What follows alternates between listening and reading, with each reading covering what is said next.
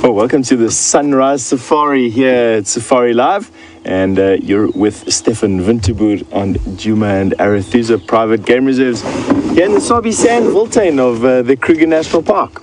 And it's a funny morning this morning, to be honest with you. We've got this low-level cloud that's quite.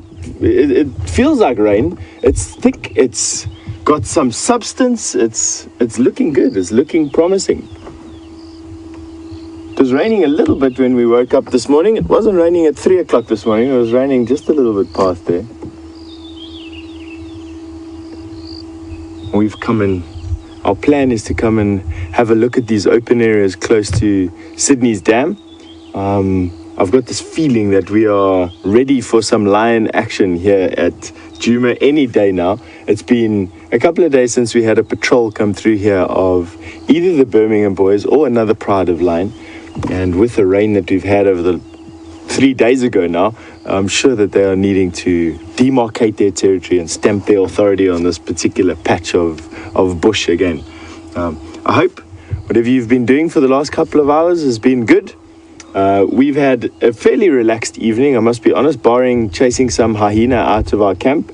It looked like, from what I saw at least anyway, it looked like potentially a slightly older, but definitely sub-adult hyena that came straight into our camp at 2:30, 3 o'clock this morning and decided that having our dustbin for dinner was a good thing, or for a midnight snack. But I dissuaded him or her.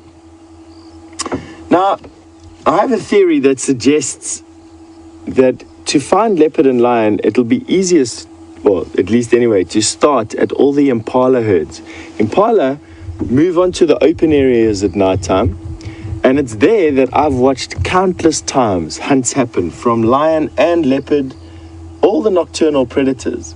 And although these impala are still on the open area, this would be the best place to start looking for tracks. And you can see them having a game and racing around. I think let's drive around and go and have a look at them. This time of the morning, they can be quite energetic, and it can be quite a lot of fun, rather than following my shiny bald head around while we look for some tracks. It'll give us some time to wait for the light to strengthen a little bit. It's getting stronger second by second.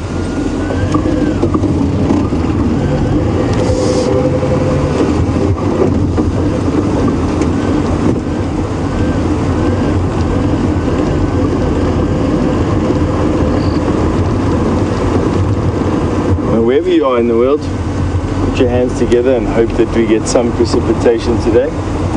It can absolutely be after game drive or between game drive hours. I don't mind when it is today or tonight, as long as it is at some point. Middle of the open area.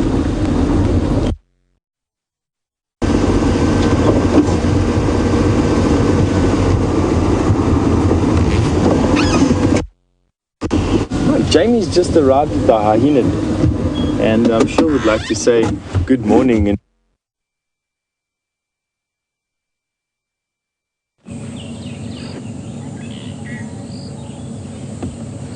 And a good morrow to all of you ladies and gentlemen around the world. Welcome to our, in theory, sunrise safari.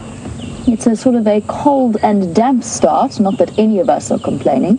It is wonderful to have even a little bit of drizzle coming down upon our heads. So we have returned to the hyena den to see if any of that speculation. It was so dark last night when Steph was here, and I know that quite a few viewers saw what they thought was the madam, the big boss, with brand new cubs at this hyena den.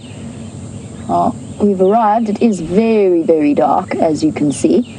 And as you know, it's our policy not to put spotlights on the den side, so we'll have to wait until the light starts to illuminate the situation a little bit better. I can't really see what's happening at the moment, or which hyenas are which. There's 2 adult females, both suckling. I can't tell if it's... I think it's pretty on the left, I think, just from the movement of the cub that's suckling around her. And then on the right, I'm not sure. No, big girl. No, I definitely can't tell in this dark light who that is. And we're just going to have to spend a little bit of time waiting to see. Can I see that?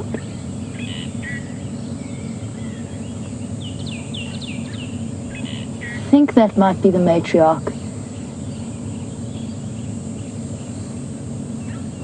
It would be the right spot for her. That's where she was seen last night.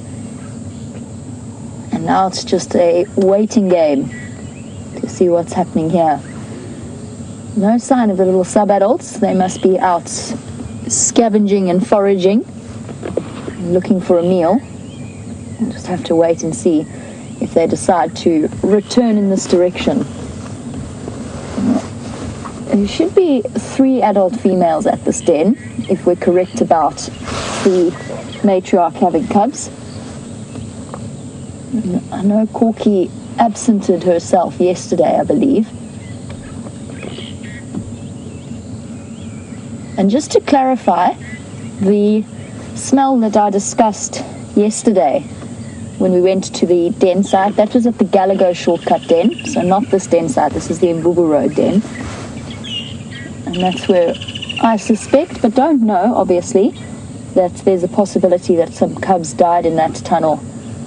And that's why the hyenas moved across to this den site.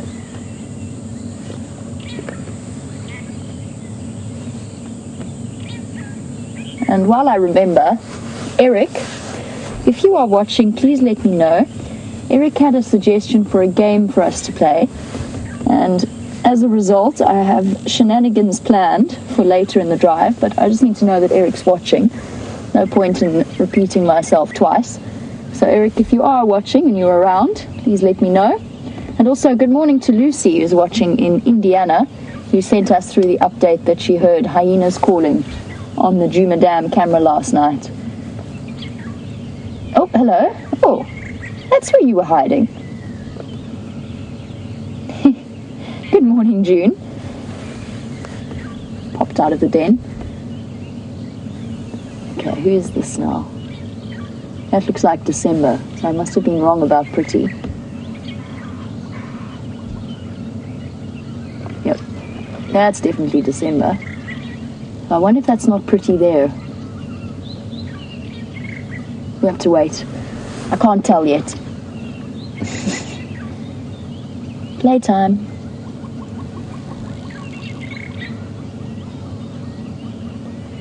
And that's, judging by the reaction of that female, the fact that she's still... Oh, no. Chased it away.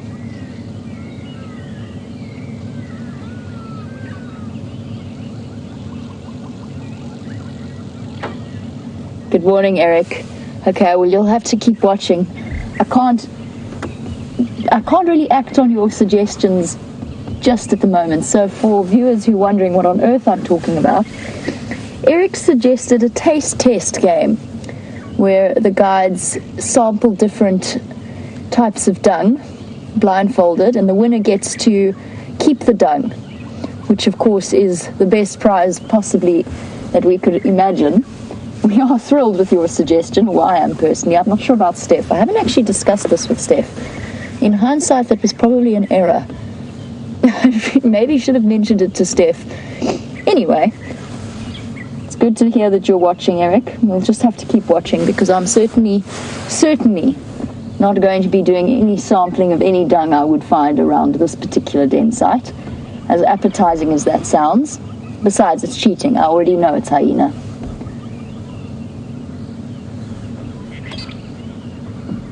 Ugh, the thought just gave me the shivers. It's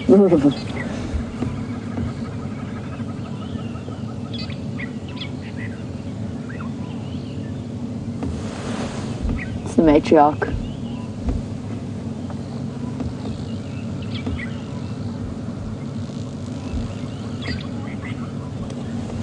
Here we go, that's definitely the female I think of now as Madam, the matriarch, and Bella's mother, and the one suspected to have new cubs. November popping out there. Come on, girl. If you've got new babies, you can show them to us. We're all ready and waiting for their full television debut. They're going to be famous. Shell, you've suggested that maybe June's mother hangs out on the other side of the den. I would not be surprised at all. What confuses me, though, is the fact that June isn't spending more time with her, if that is the case. But, I mean, you know, June's a playful 8-month-old baby. So, might be that she's just, or he or she is just wandering around, exploring. It's been a long time for new viewers that we've seen June's mother. June is the little sub-adult that's hidden behind the trees on the right that popped out of the den. It's quite a surprise, actually. And I haven't seen her mom in quite a while. It's the big hyena with a scar across her back. I thought originally that it was the matriarch of this clan. I was completely wrong, although I still suspect that it's quite a high-ranking female. I can't tell, though. I need to see her again. But she hasn't made an appearance for quite a while, and I've noticed that June is looking a little bit thin. Not terribly thin. I mean, it's old enough now that scavenging off meat will be a way of surviving. Especially if its mother is high-ranking, it'll have better access to the carcasses. She's calling.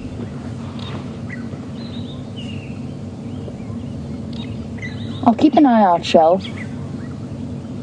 On my way out, I'll double-check the other side of the den if I can. Maybe she's probably actually moved away from the new mothers. That does make sense to me. Especially with this big lady hanging out on this side of the den and being protective over her cubs, if she has them. She's calling. I'm almost certain you are all correct. I mean, that is very typical mom behavior for a hyena. Low, growling contact calls.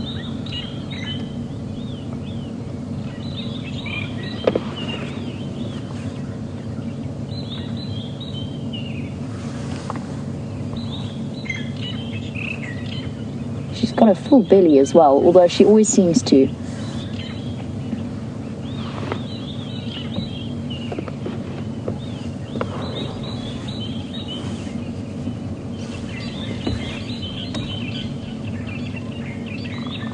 Now, this female showed us very clearly that she was the matriarch of this clan in a skirmish that happened.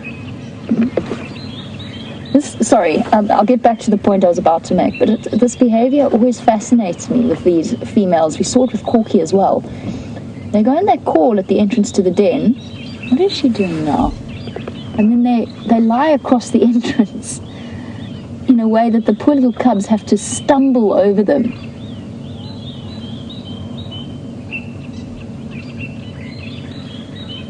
And apparently last night she did this and then went right into that tunnel. So that tunnel's obviously relatively big. And then at the back of that there'll be tiny little chambers and shelves that the cubs have excavated themselves that are small enough. Oh, look, look, look, look, look. Hello. 2 of them. Is there 2 of them? Yes. Good morning.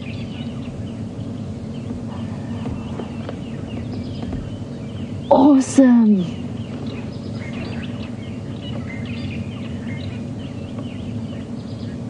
That is so cool. Well done, everybody, for those of you who spotted them last night in the dark. Meet the matriarch's next set of cubs. Yes, this is what we came out here for.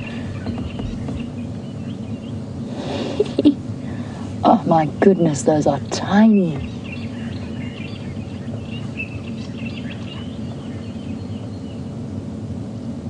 That looks like Bella coming to investigate. And Guess I'm wrong about that, but I think I'm right.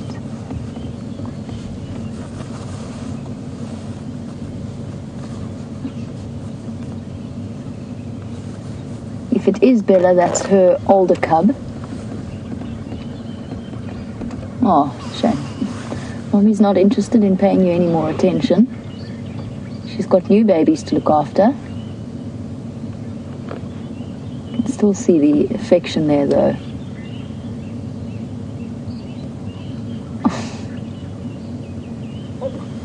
Oh.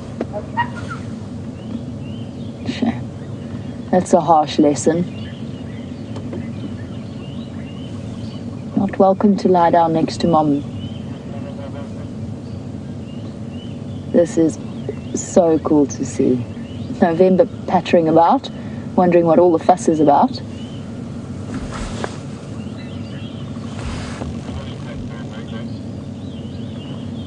That is so wonderful. I'm so excited.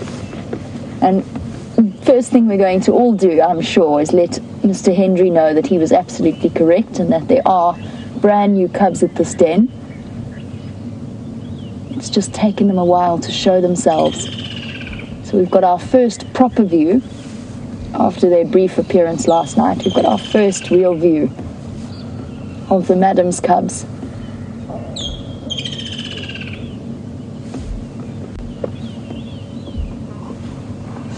November dashing back in. And this clan really is the baby boomers. This is incredible.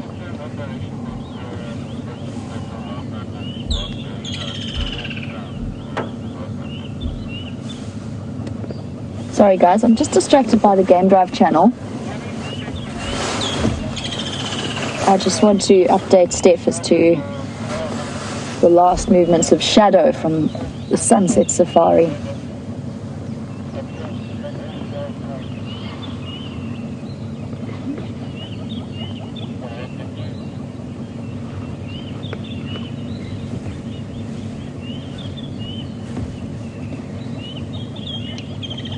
Steph, her general direction of movement was south. I left her in the block to the west of Impala Road.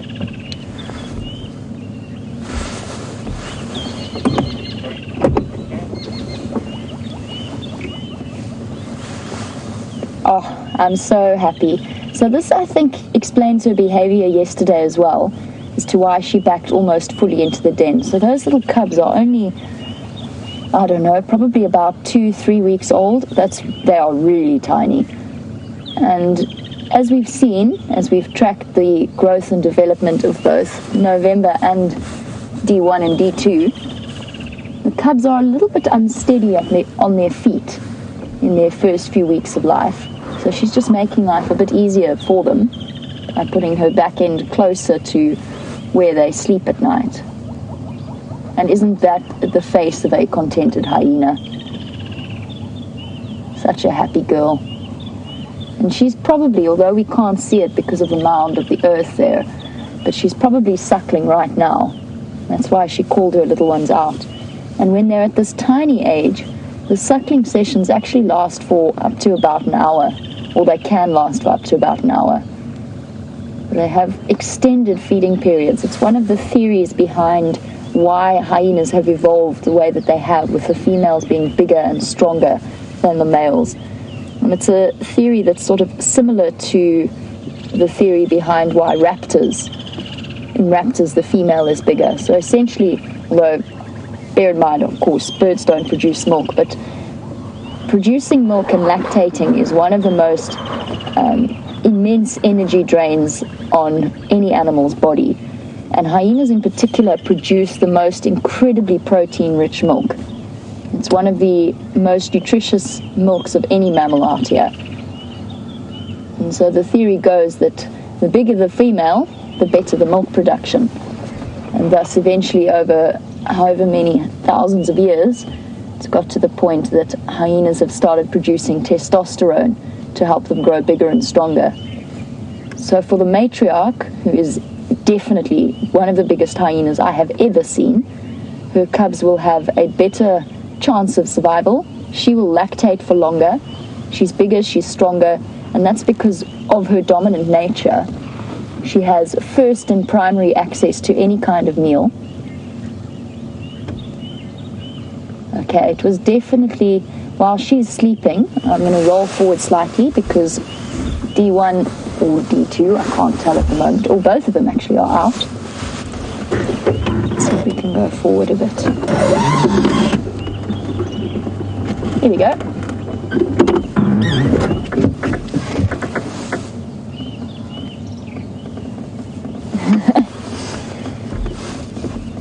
Oh, good morning, Mom. Oh, don't worry, guys. You're still cute, even if you've been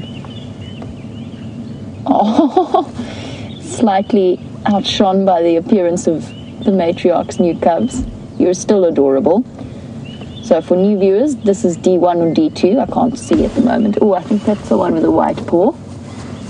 Either way, nicknamed December 1 and December 2. Oh, look at it chewing on Mom's ear. So sweet. Because they were born in December, obviously, and November is called November because it was born in November, and June was known as June. And I think we're running down quite a dangerous path here because as we continue with our live safaris... Oh. You little one, I think you're hurting Mom's ear. As we continue with these live safaris, and as our baby boomer clan continues to have babies, we're going to start getting very confused because in 6 months' time there's going to be a new litter of cubs in June, and then we're going to have 2 Junes. So tomorrow you were wondering if the new cubs are going to be called January. I'll leave that up to you guys to decide what you want to nickname them.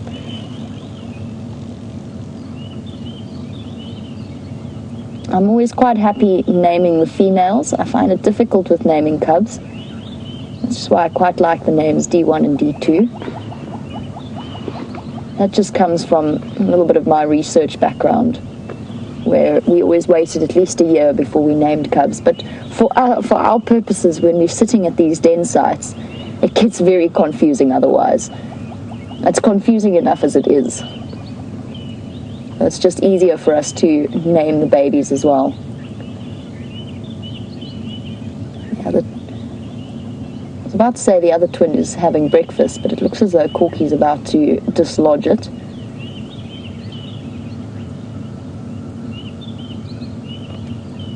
Oh. Bath time. Oh, this is such an exciting way to start the morning, really.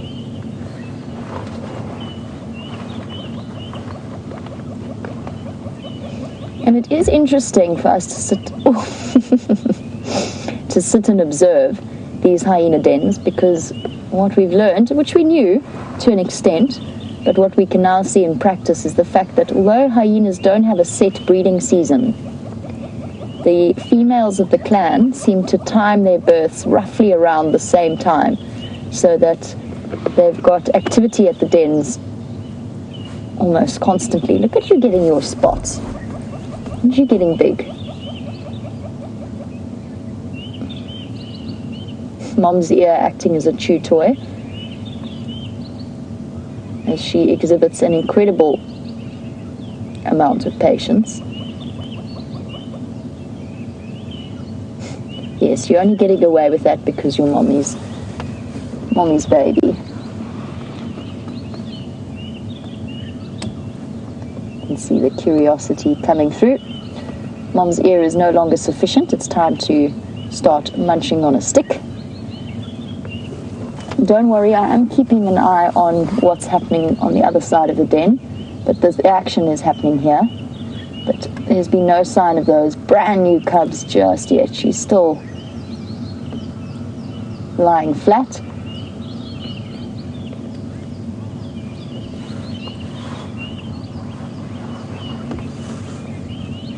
And these tiny little cubs.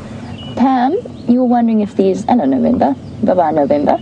You were wondering if these are the youngest cubs I have ever seen in person. Almost. I mean, pretty much, yes. In terms of wild hyena cubs, these are about as young as you get a chance to see them. They're only really now venturing out of the den when there's people around. So I guess, yes, the madam's cubs must be the youngest ones I've seen, or close to the youngest ones I've seen. I'd have to see them out and about. Two little cubs chewing on sticks.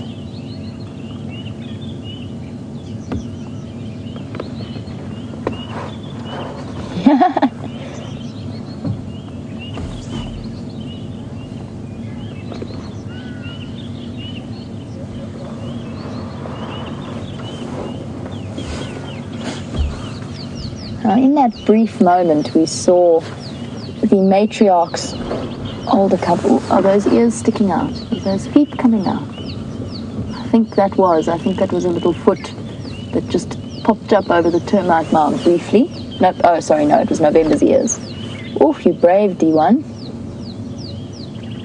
I think just going to go and play with November there. And they show such a gentle side at this den, with the patience they exhibit. So we know this now as Bella's mother, and we saw how cub on the left anal pasting like an adult. And we saw how that sub-adult came to investigate and then got a bit of a nip on the bottom and had to move off. I think it was Bella. It's actually quite difficult to identify straight off the bat, especially because I'm sitting about 30 meters away, if not more, from the den site. So it's tricky for me to tell straight away unless I see the clear identifying features. But Sarah, who is watching in Ohio, you wanted to know, now that Bella's mom has cubs, will she no longer care for Bella? And the answer is no, not really. Bella will be left to his own devices. Funnily enough, Bella is, from what we can tell, a male. And he will probably still be around her, and that maternal bond will still be there, but not nearly as strong as it was. So he'll have to fend for himself from now on. The one lucky advantage that he has as a clan male is the fact that his mother is the matriarch. It's one of the few cases where the males can actually exhibit a little bit more dominance than usual.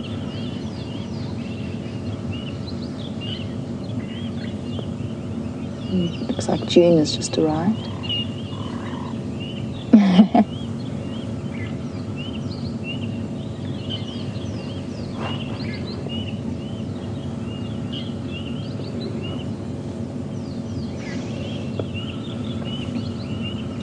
So Lucy, just while we've got this nice broad view of the den, you were wondering how many holes there are in it. There's two main ones, two main entrances that we can see. The one is on the left where Corky is, the one is on the right where the matriarch is. And that doesn't mean that those are the only entrances. I think that there are probably more to them. I can see at least one other hole, but I haven't seen cubs using it at the moment. And what happens at these den sites is you've got sort of the primary burrows, and then the cubs actually within them excavate little tunnels in between. And you'll probably find that there's residual structures from whatever animal happened to inhabit this den first, something probably like a warthog, previously dug out by an aardvark. You'll probably find that there's entrances on the other side as well. Oh, cubs everywhere. This is a flourishing hyena clan. Just supplemented its numbers in the last few months by five new members. 5 very small, very playful new members. Luckily, they've got an older cousin to keep them occupied.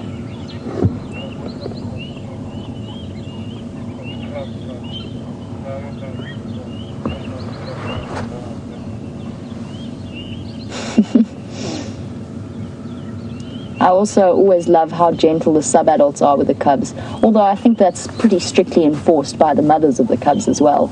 The sub-adults know they're going to get a hiding if they get too rough. And having seen the manner in which discipline can be enforced at den sites, it's no surprise that the sub-adults toe the line.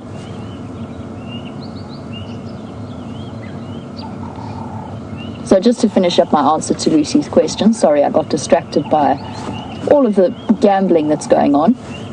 I don't exactly know how many holes there are, but there are 2 main entrances at the moment.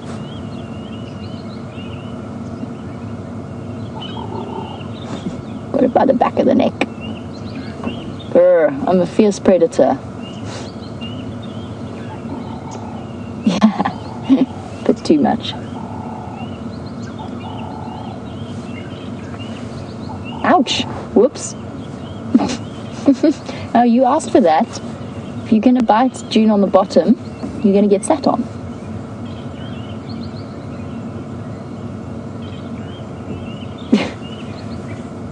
I actually almost feel sorry for June at this point. Harassment by needle-sharp puppy teeth, or cub teeth.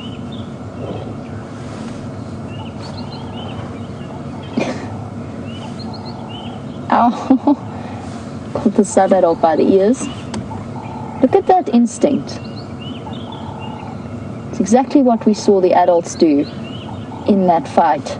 You know, obviously in a more serious context. But it seems as though those techniques are practiced from a very young age.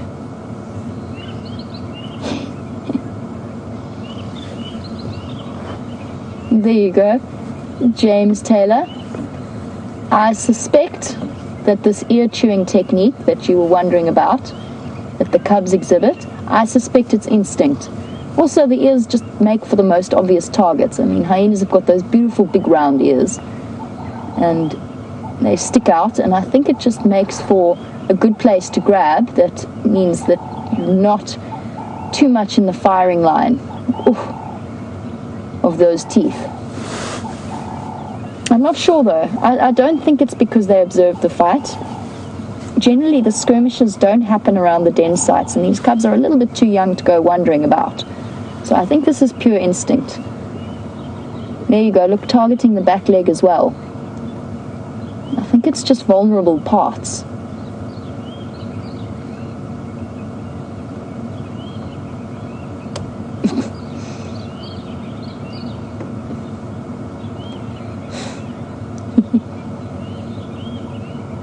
This is a serious game happening here.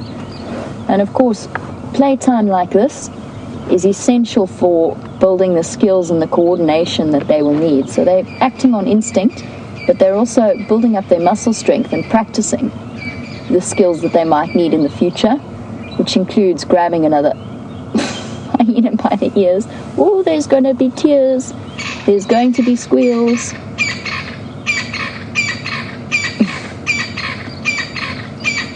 So this is all in good fun, but I would not be surprised if this is one of the reasons that hyenas try to time their, or somehow manage to time their births at roughly the same time.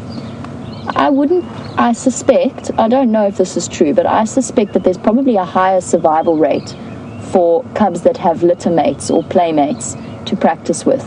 Even if it means that mom's attention and milk is split,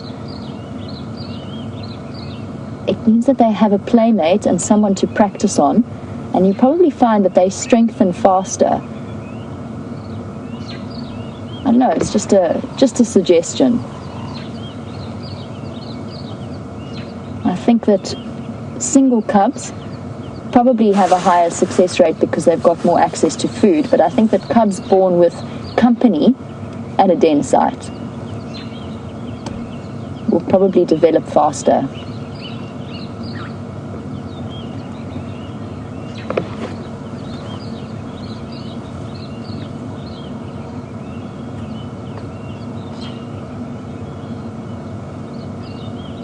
So Marissa in Los Angeles, I've mentioned that June's looking a little bit thin and that its mother hasn't been seen in a while. I have considered the possibility, as you mentioned, that June has been orphaned. Hold on, sorry, one moment. So Marissa thinks that June's mother, with a big scar across her back, she thinks that was the hyena that was attacked with Scott a couple of months ago.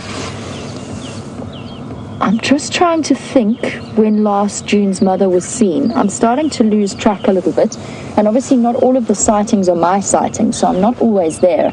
So if any of the viewers can let us know when last June's mom was seen, that would be hugely helpful for me, particularly if it wasn't by me, if it was maybe by James or something along those lines. Because I think James saw June's mother at this den recently, but I'm not entirely sure.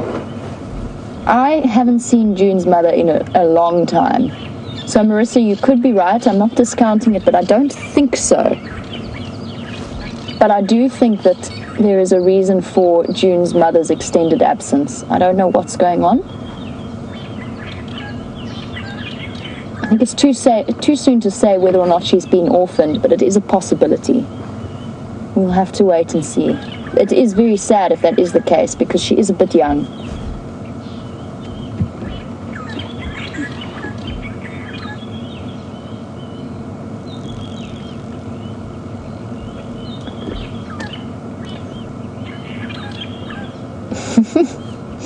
Our June is lovely and fluffy, but as the hyenas get older, in answer to Brian's question, they do seem to go slightly balder.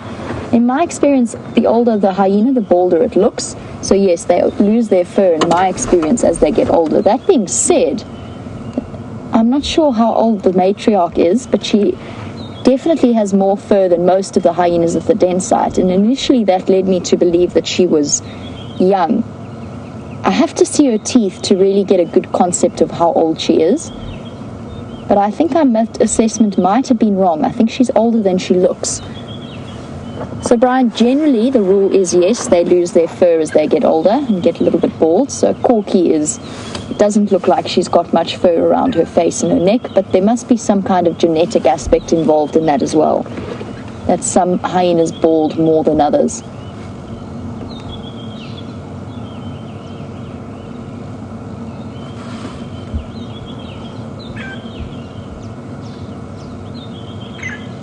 Now we're going to see some really interesting interaction over the next few weeks. When the matriarch's cubs start to come out and start to play like this, it's going to be interesting to witness. So we know in theory, and in practice to an extent, that... Excuse me, Franklin, I'm trying to talk. Announcing to the world that you are up and about. Good morning, you're a little bit later than the rest of us. So it'll be interesting to see. We know in theory and in practice that the cubs of the matriarch inherit her status. So watching the way that they interact with these older cubs is going to be fascinating. And playtime like this will become really interesting.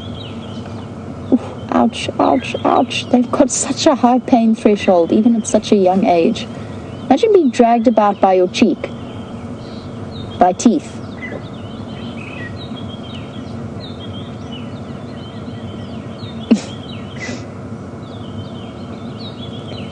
This is the sort of playing that parents witness with their children and just wait for somebody to start crying.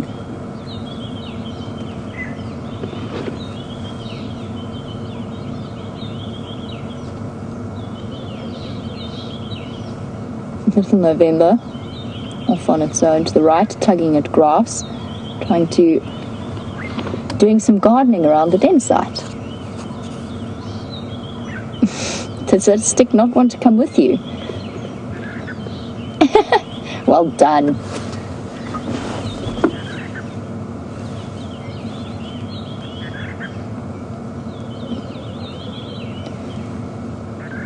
It's my stick. That's my stick. I'm taking that stick away from you before you steal it. Oh, oh. Yeah, I thought so. It's considerable terror from the cubs when it comes to the matriarch. Now, this den site for these cubs is a place of peace and security. But Marilyn, you were wondering whether I've ever witnessed a lion or a leopard raid a hyena den. I have seen lions around the hyena den, and of course the first sighting for viewers that comes to mind probably is the day that the Shimungwes arrived at the Galago shortcut den unexpectedly. That was James's sighting, but it wasn't really a raid of the den. It was more that they heard noises and appeared, and the hyenas scattered in different directions. The cubs all shot into the holes. And Marilyn, it's unusual for that to occur. And if it does happen, if a lion or a leopard were to show up here, the cubs would duck into the tiniest parts of the hole that they've excavated, and that's why they've evolved that instinct to excavate tiny little tunnels that are small enough or big enough for them, but too small for any other predator to get down them. So that even though the matriarch can push herself right into the entrance of that tunnel, there's still little tunnels further in that provide a refuge for the cubs to disappear into. I've never witnessed it personally. I wouldn't be surprised that there'll definitely be recorded cases of it happening. And of course we know that any predator will seek to kill the young of another predator. I have been present just after a male lion killed a couple of hyena at a den site, but that was adults, not the cubs. Obviously he couldn't get into the den site itself, so the cubs were safe. The biggest risk to these cubs at the moment is either each other or the possibility of a snake. November dashing around like a mad thing. Oh, ow!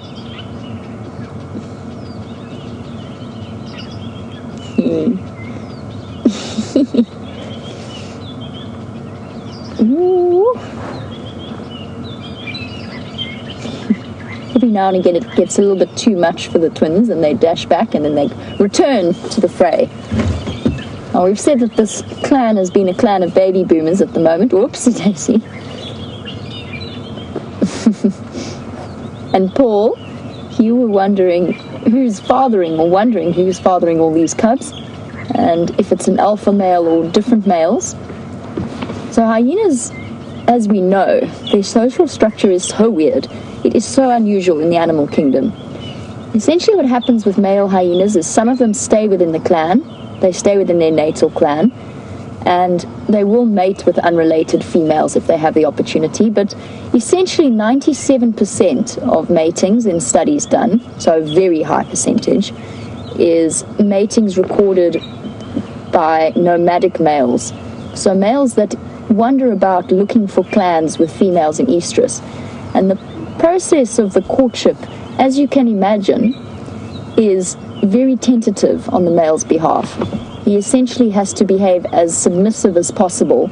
So rather than being an alpha or a dominant, he really has to convince the female that his intentions are entirely proper, which of course they aren't, in approaching her. It's quite a risky business for a male. But that being said, males do fight. Goodness. Males do fight over access to the cubs. Oh, my word, there is such a fun game happening there. I almost want to go and join in. Not quite, though. Definitely not quite. So the males, if two nomadic males happen to approach the same female in estrus, then they will have a disagreement over it, and they can fight quite seriously as the female looks on and accepts that as her due. And the victor will then have the right to approach the dubious right to then start courting the female and approaching her. Now, it's the most bizarre process because obviously with the female, with the genital arrangement that she has, that incredibly unusual fusion of the urethra and the vaginal tract, she's actually got to perform, or both of them have got to perform quite interesting acrobatics in order to perform the act. They're incredible creatures, hyenas. They are so fascinating from an evolutionary standpoint. Completely bizarre. Complete exception to every rule that we've come to know and accept in the mammal kingdom. Well, not every rule. June, little thing. Where's your mom? Now at 8 months old, just while we're speculating about the fate of June's mother, and it is pure speculation, we won't know. There you can see what I mean, that it's looking a bit thin. Hip bones are sticking out ever so slightly. And we should have by now seen June have access to his mother, his or her mother. I suspect that June is a female. I could be wrong though. And at 8 months old, roughly, June's mom would not be ready to be mating yet. So the birthing, well, she might be, but it's very, very unlikely. It's usually about a 2-year gap between cubs. The matriarch has actually also surprised me in that she's got cubs as soon as she does. Usually the birthing interval, the earliest real recorded birthing interval is about 11 months between sets of cubs. So for June at 8 months, I don't know that her mom's off mating somewhere. I don't think so. Corky, the ever-patient mother.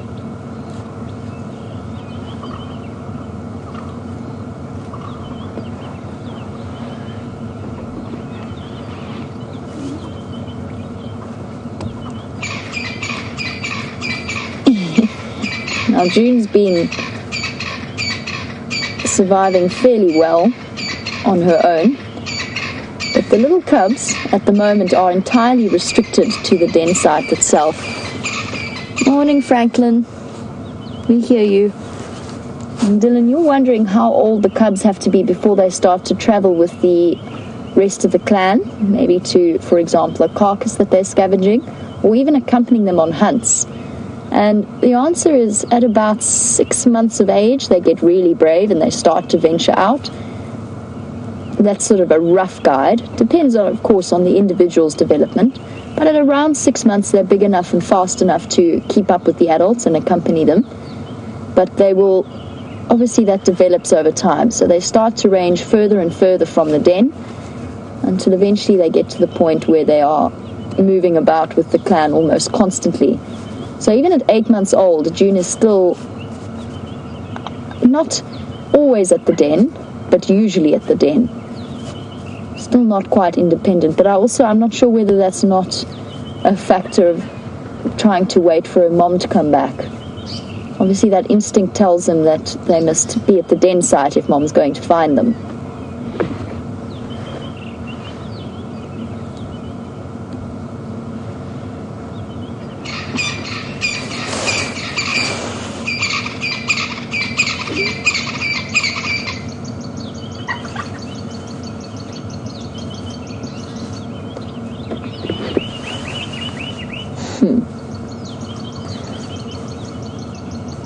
Now, the other aspect of the big female hyena is that hyena cubs are born particularly precocial for a predator species. In other words, they're born quite well developed. And they're usually moving about. And Whitney, you were wondering if they are born with teeth, because obviously they come through fairly fast.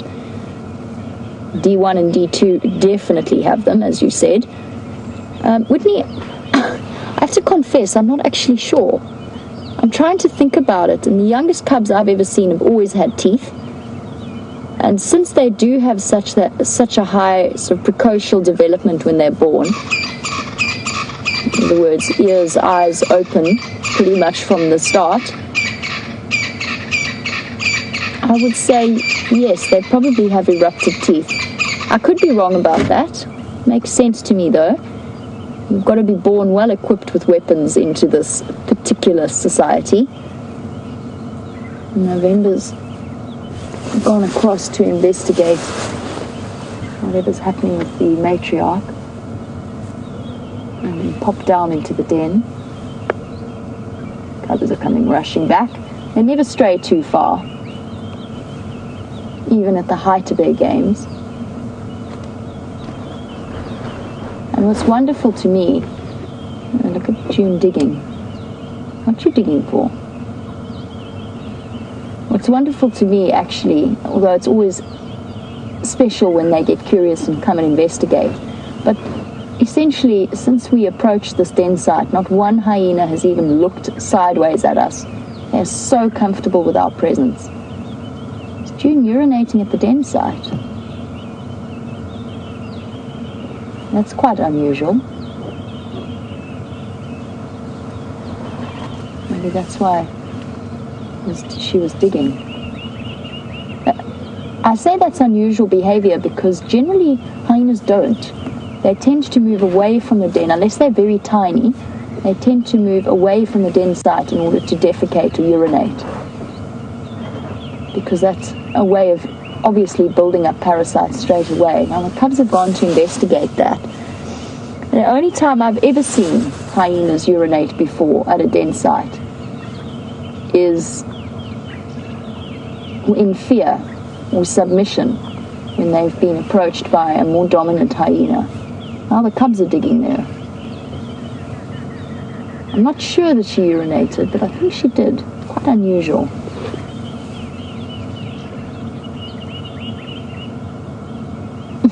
Cub is now lying in it.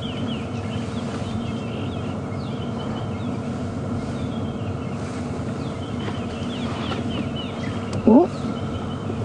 Sudden dash. And Pam, for the most part, this play has actually been fairly quiet. Pam wanted to know if the cubs are making any sounds, and not much. It's actually been almost completely silent. Every now and again, if it gets a bit too rough, there's a bit of a squeak. And if it really got too rough, they would start to squeal to draw Mom's attention and essentially tattletale. Oh! Did you see the cub run into the tree? Bounced off, ricocheted, and carried on as though nothing had happened.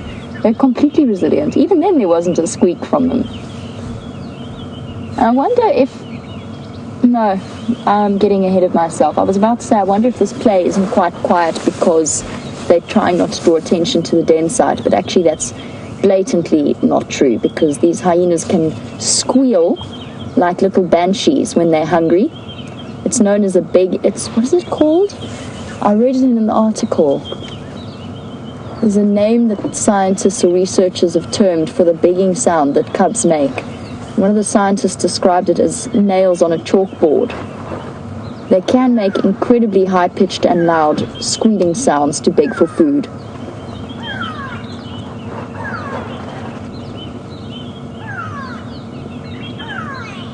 You've got to stop running into that tree, cub. It hasn't moved. It's still exactly where it was before.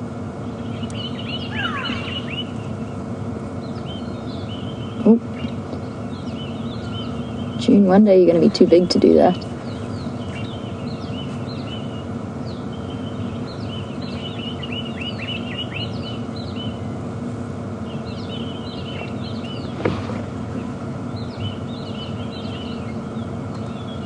It's interesting to observe as well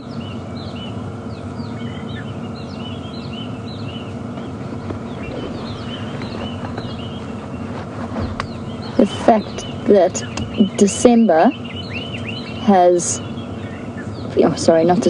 November has been less playful than usual, and I think that's because Pretty's not here, so Mom's not around, and therefore November is not as bold as the other ones are being.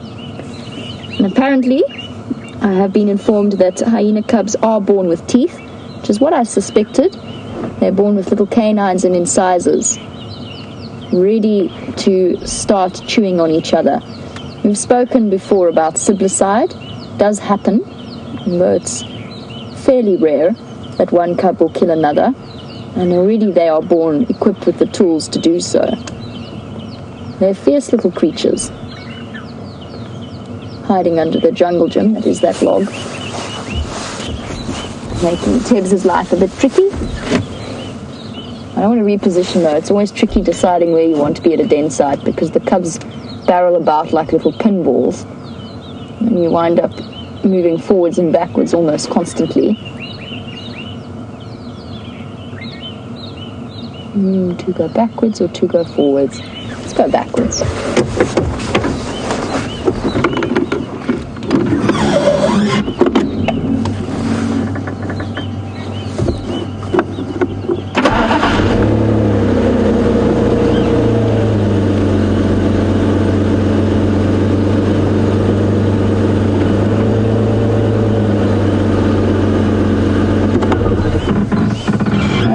We still don't know whether or not June is in fact an orphan or not, but There's an interesting question that's come through from Alec about whether or not, if a cub is orphaned, will it maintain the status of its mother?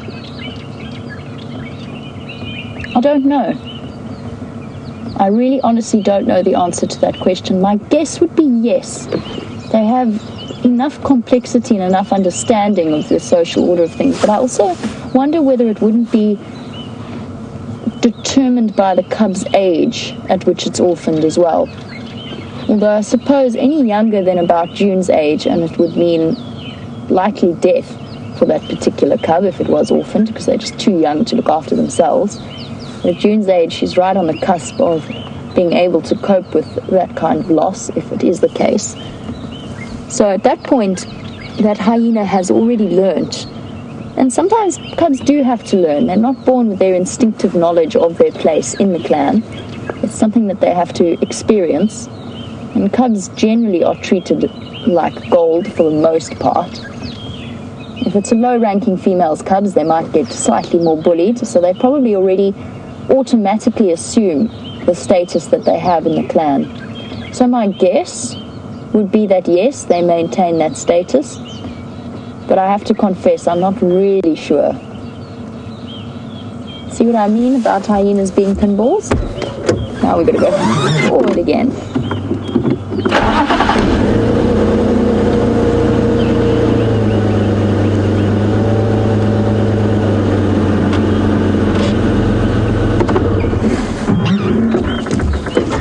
Promise, I'm still keeping an eye on the matriarch. I'll let you know if the cubs make any kind of appearance.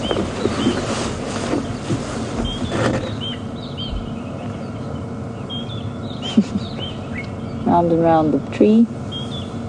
And back again.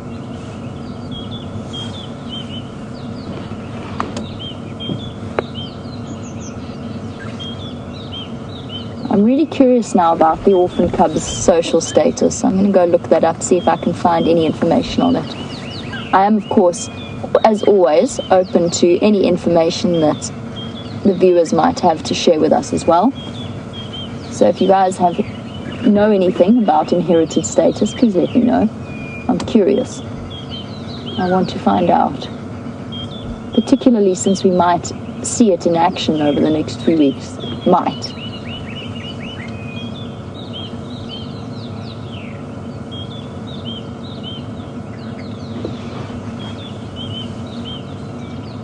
Corky patiently fast asleep, and the action slowly quietening down. In the meantime, I think that Steph would like to give you a bit of an update on how his morning's going, so let's head over there.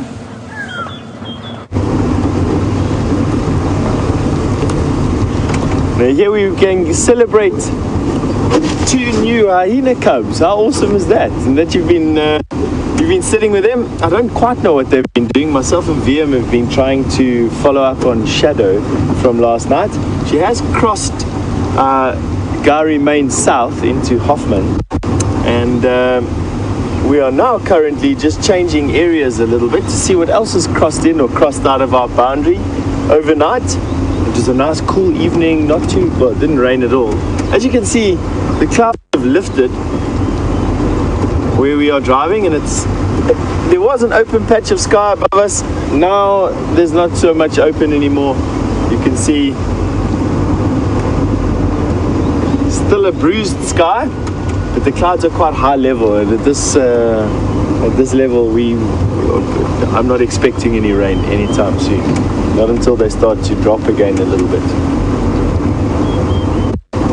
Not too much of a problem. At least the sun isn't shining, it's beating down. Gives whatever moisture is in the soil from the rain the other night time to sink even further, be sucked up and used by plants. And we've noticed a bit of a green flush.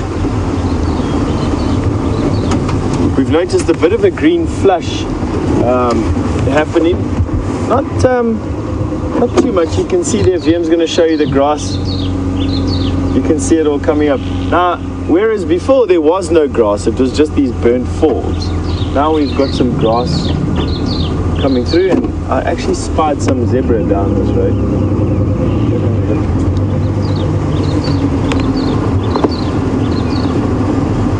go and have a look at some zebra, and then we'll carry on our search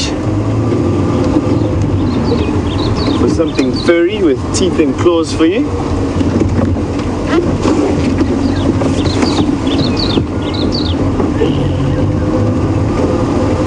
Quite enjoyed this part of the reserve. There's nice big sea plants here, and it's actually quite active.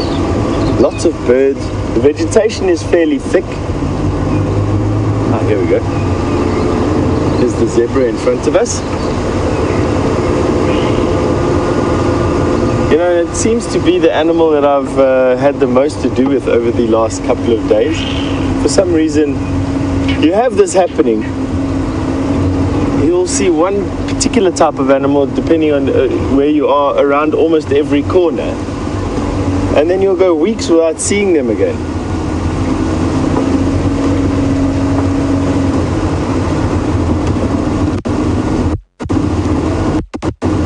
Looks like 4 zebra here,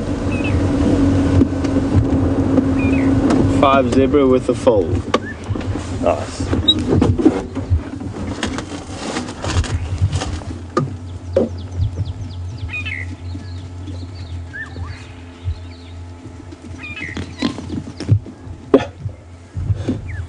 There's mom and foal having a little bit of a tussle, and I think it's probably because that foal is at an age where it needs to start realizing that mommy isn't a milky bar anymore, and needs to be weaned.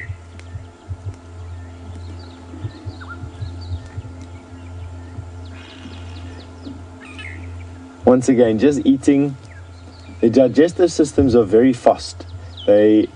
They power through food at an unbelievable rate, much quicker than what ruminants can do. And that means that they're almost constantly eating. Them and warthog and hippo and rhinoceros will eat large quantities of grass in the day. We'll try and do as much of that feeding now in the cool of the morning.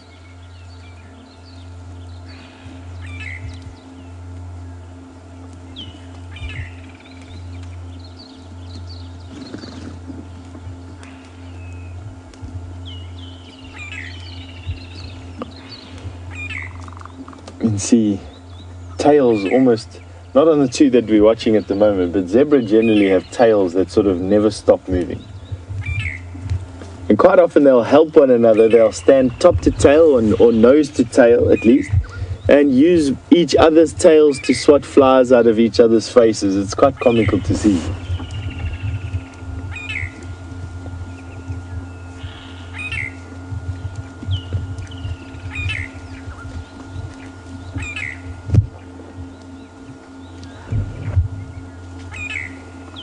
Solid animals actually. Huge haunches at the back.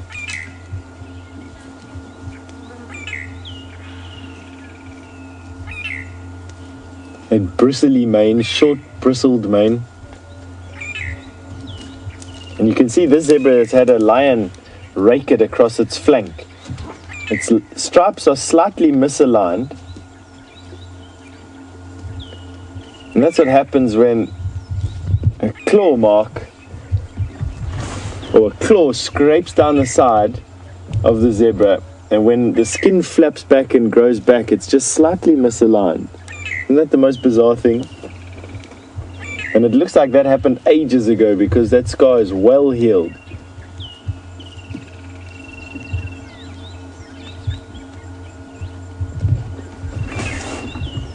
You can actually almost see the shadow of that scar going down to the belly. It looked like the zebra was lucky to escape with its life. Having a bit of a scratch on the tree here.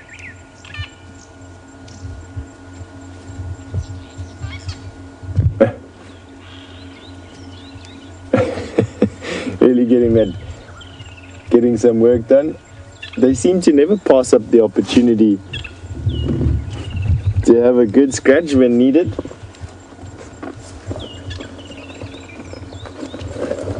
I'm going to have to reposition the car, which is not too much of a story. I'm going to do that in a second for you.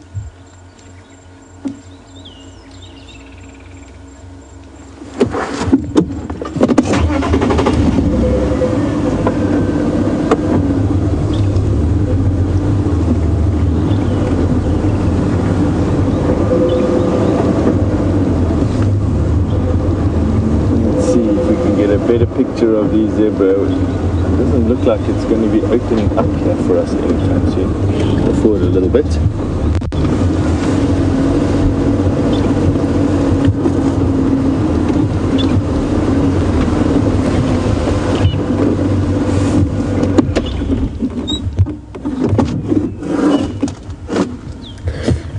Pam has just asked how old I think that young zebra is. Pam, I'm not a very good judge of the ages of zebra foals because they go from these rangy-legged foals to the size that they are relatively quick. But if I were to judge, I'd probably say about a year old. The fact that he was pestering his mom for some milk and she said no does confirm that it's somewhere between 8 months and 12 months. Somewhere around there is where I'd gather there, Pam. The zebra is still having a good scratch on this tree. Literally, now even scratching his leg. Just an update, the Musica on Vuga Road is active, and there's also 2 new missing buns. And we've got Jamie just giving everyone an update on the game drive radio, which I've now switched off so that it's not too much of a hindrance to us, or a nuisance to us, I should say. See if the zebra gets his bum in there. Now, there we go. Have a look under the tail and see if you can tell me what that is, male or female, from the lessons that we've been doing with zebra over the last couple of episodes or the last couple of shows. Remember I said a 3-fingered stripe or a pin stripe on that vertical stripe. It's quite obvious that that is much thinner than 3 fingers, and that is a male, and it's actually the first time that we got to see a stallion from behind with his tail allowing us to see that vertical stripe. And for those of you quick on the draw and who have potentially saved a picture or two from the last couple of game drives, you could contrast the two and see what they look like next to each other.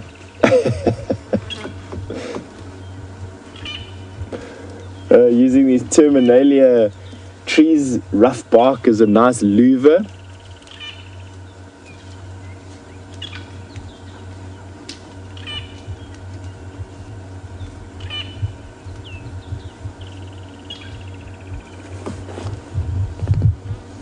Yeah, and Anna Marie has noticed the fresh grass, or the flash of fresh grass that is coming out for the zebra to enjoy. It is quite nice, Anna Marie. I must say, it's been it's not a worry. There's nothing that I can do about it or anything like that. But it's been interesting to see how the lack of rain has so completely devastated the grass cover, to a point where even the weeds and the forbs, the hardy species of plants, have really started to wilt, or started to wilt. Got to a point a couple of days ago, just before the rain, probably now 4 or 5 days ago, where it really reached what we thought was the absolute height. No rain for many weeks, and just soaring temperatures. We had temperatures here of 47 degrees centigrade. I don't have the conversion here right now, but it's probably, I don't know, 115? 1,500,000. Yeah. VM said 1,500,000. Probably felt like 1,500,000. I know it definitely floored all of us. James was feeling quite nauseous with heat exhaustion, and Tebs as well.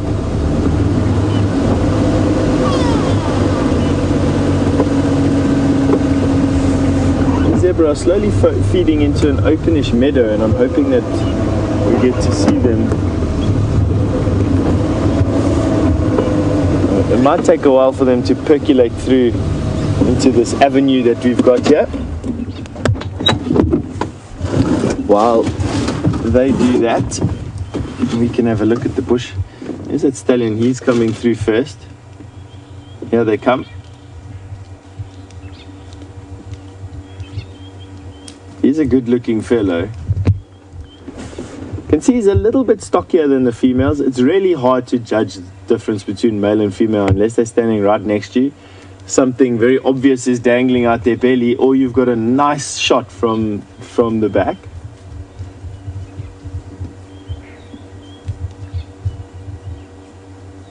Yeah, that female's having her morning scratch as well. It's got a zebra of unlike giraffe and buffalo and eland, those big antelope, or bovids I should say, unlike them, zebras seem to carry very few ticks. They seem to carry very few parasites on them, and I'm actually at a loss to think why. I mean, I obviously have seen zebra with tick loads on them, but generally you'd have a look under the ears, between the front legs, and under the tail for ticks. And I see no evidence in all three of those places of even a single tick.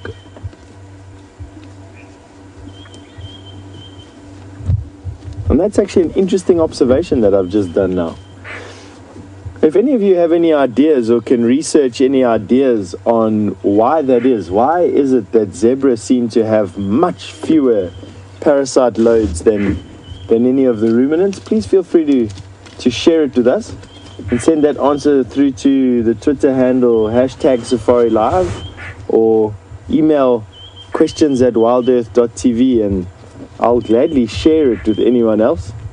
That's my unanswerable question for today. Or so far, let me say. No ticks, not between his rump there. If you zoom in there, Vim, you'll see that there's absolutely not one tick evident. For those of you who watched yesterday afternoon, there was a healthy giraffe that we were looking at, a female, and she had loads. She had probably 200 or 300 ticks under her tail. Nothing on the legs, nothing on the chin.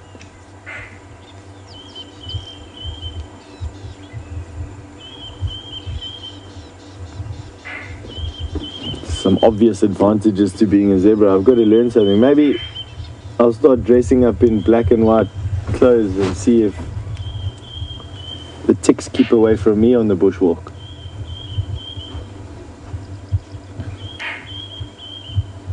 You can see that shadow stripe now between the solid black and white stripes. That shadow stripe is diagnostic of the plains zebra. Only the plains zebra out of all the other zebra that we find, or by all, the other 5 or so zebra species that we find, have that shadow stripe. Diagnostic for the plain zebra. Some people love it, I think I was saying the other day, and some people don't. And I must say, I fall into the I don't like that shadow stripe category. I like my zebra to have solid black and white stripes without the shadow.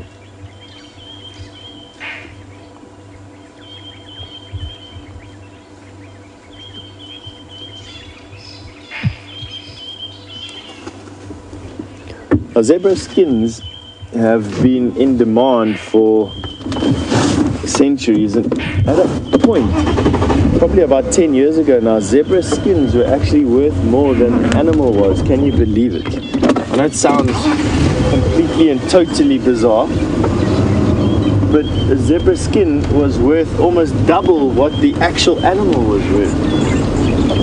It's changed slightly now. I think people's consciousness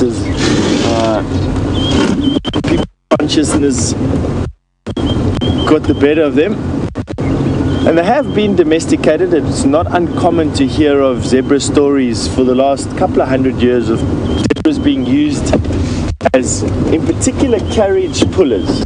They make obviously quite a magnificent spectacle if you arrive in your carriage with 2 zebra pulling you. Just that they are not really suited to carrying any heavy load. I'll show you now why. They're I'm not making eye contact with you, I'm just trying to reverse and not try and tree VM too much.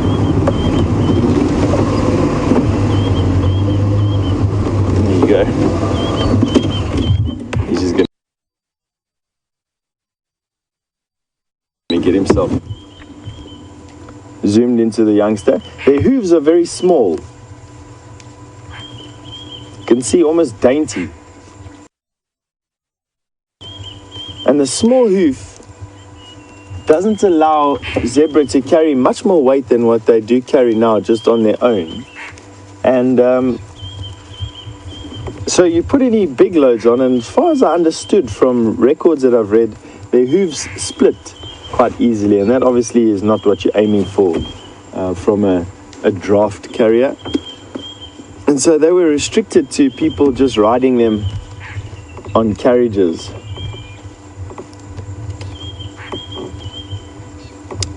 I think the point is that they can be domesticated. They are grumpy. And I had a friend once that had a zebra foal as a pet, and this thing would bite with the slightest provocation. It really was an unpleasant animal to be around as a domesticated pet. Now, I must be honest, I think seeing them in this environment, I far, far more enjoy them than if they were domesticated.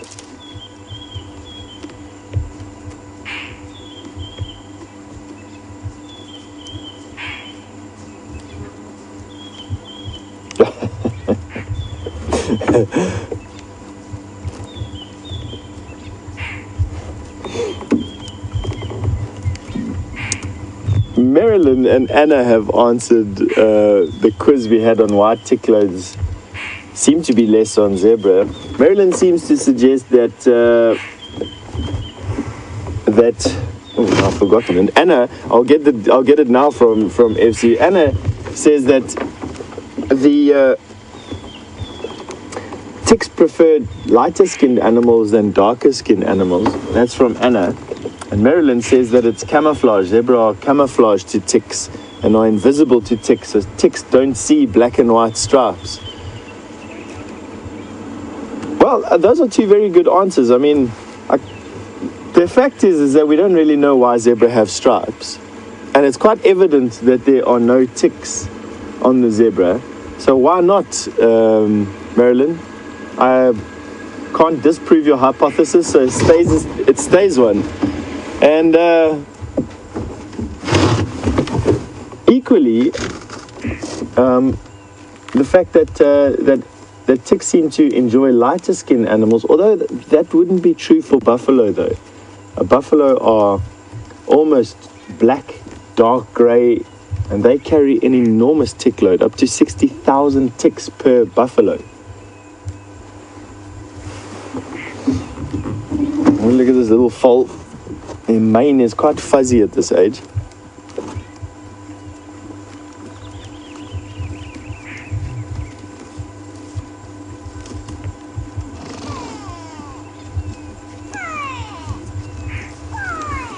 And another interesting comment from Byron, Ontario, is that after having watched that zebra scratching itself so deftly on those branches, they may just be good enough to remove their own ticks. And once again, I have to agree with you, zebras scratch themselves religiously and they get into the most unbelievable positions to get at all their hard to reach places. And you might find that they just scrape off their ticks on branches. All very good answers this morning, I must be honest with you. Well done.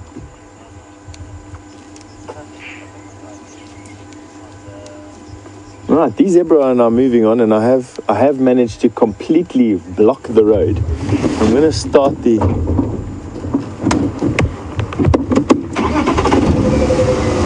A good question to answer is, are their manes soft?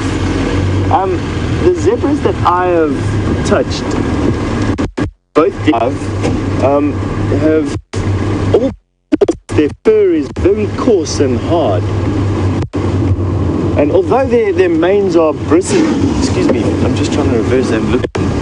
Although their manes are bristly, they're not hard. It's not like a broom, an outside broom. But they're definitely not soft. It's a very stiff bristle.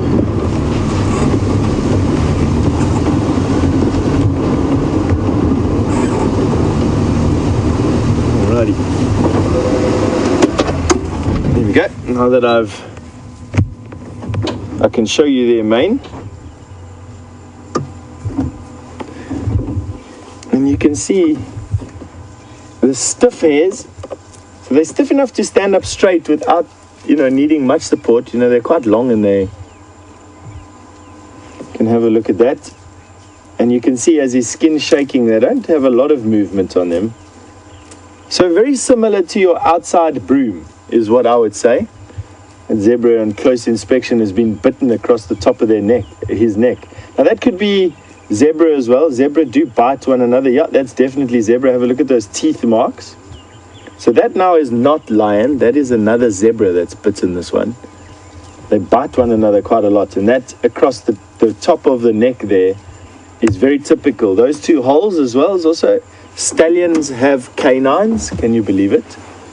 Male zebra have canines, and they can inflict those wounds on the back of the neck.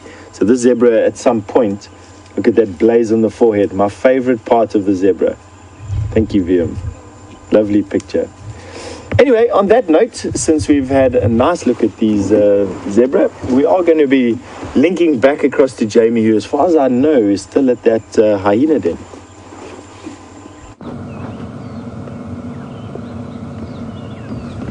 We're still at the hyena den. I just wanted to sit here a little bit longer and see if maybe those brand new cubs make an appearance.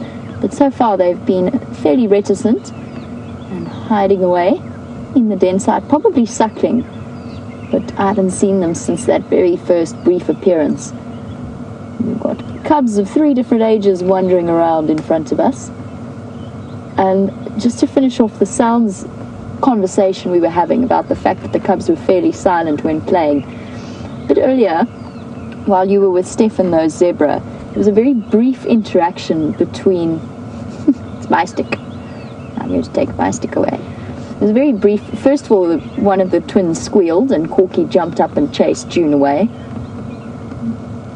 for a moment.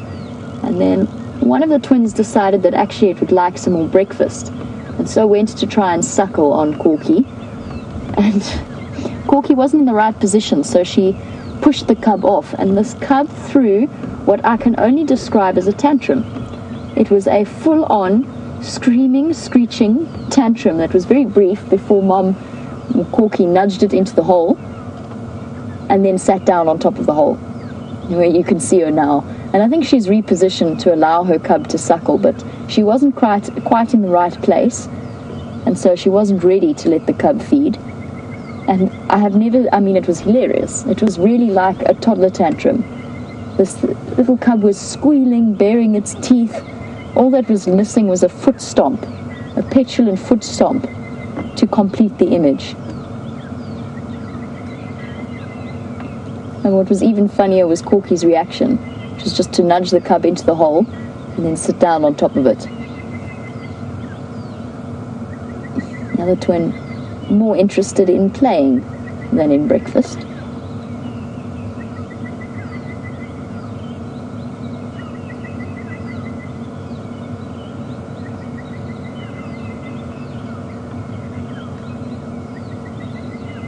November's become bolder over the last few minutes we've spent watching them out and about, but still always retreating back towards the den. Doesn't feel quite so secure without Mom.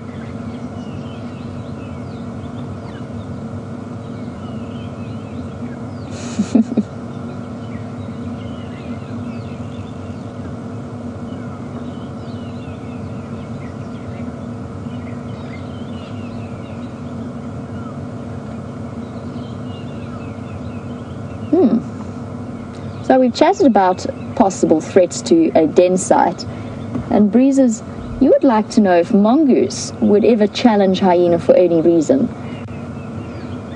Not that I'm aware of. Mongoose are known for being exceptionally brave and courageous, so that is a good question. They have been known. Are you trying to chase your tail there? Yes, you are. You are chasing your tail. How's that working out for you? Here you go. Breezes, that's a good question. No, not as far as I've ever been aware. I've certainly never heard of it.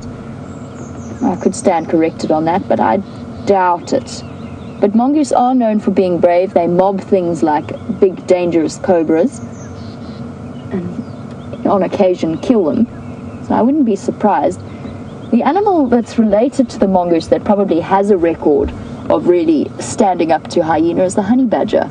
And I'm sure you all know that honey badgers are famed for their reputation for being particularly aggressive little creatures.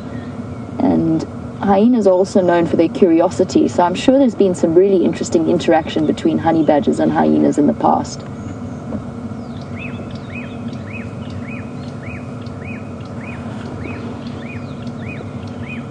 Munching on the stick. But no, not as far as I know. Mongoose, not that I'm aware of. You never know.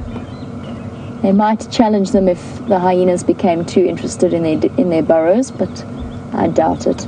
I think a hyena would be a tall order, even for something like as brave as a mongoose. Good thing this hyena den has so many teething sticks. What's fascinating about where this hyena cub is chewing is that's the tambuti tree, which seems like a bad idea. It would definitely be a bad idea to let your child teeth on a tambuti tree stick, given that they are incredibly toxic to humans. But apparently not to hyenas, because I've seen them chewing on those branches regularly. Maybe, here's a theory. So in theory, tambuti latex, that white substance that it secretes, in theory that's good for sore gums and for toothache. Maybe it helps with teething as well. Who knows?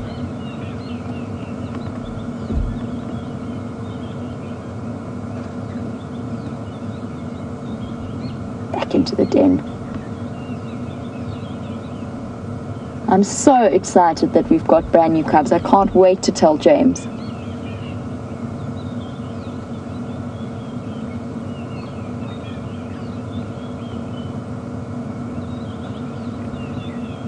Will, I imagine, be immensely gratified that his supposition was correct.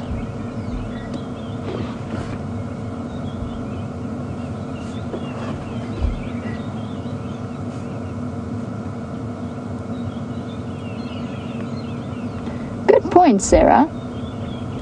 So, November hasn't shown any sign of being afraid of the matriarch and has, on several occasions while we've been watching, gambled over her, racing over her back into the entrance to the den and probably standing on those cubs that are suckling there, or possibly suckling there. And yet there's been no response from the matriarch and no fear shown from November. And yet November seems to show a certain reticence when approaching Corky. I'm not sure why that is. Maybe she's been disciplined a couple of times for being too rough with Corky's cubs and it's just stuck in her memory. Whereas the matriarch doesn't have quite the same association yet. Or, of course, there's always the possibility that the matriarch is more closely related to her than Corky, but I don't think so. I think that these three mothers at the den site, Pretty, Corky and the matriarch, I think that they're all part of the same family line. That's a guess, but I just suspect it by the way that they react to each other and the way that they've been interacting with each other's cubs.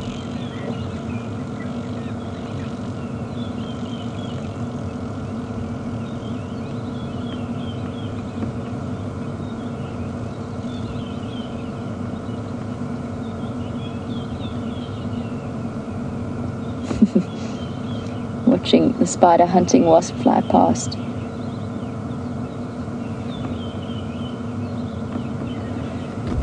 So Romy, I mean, one of the most amazing things would be to witness a hyena birth, but the chances of that are pretty much next to impossible.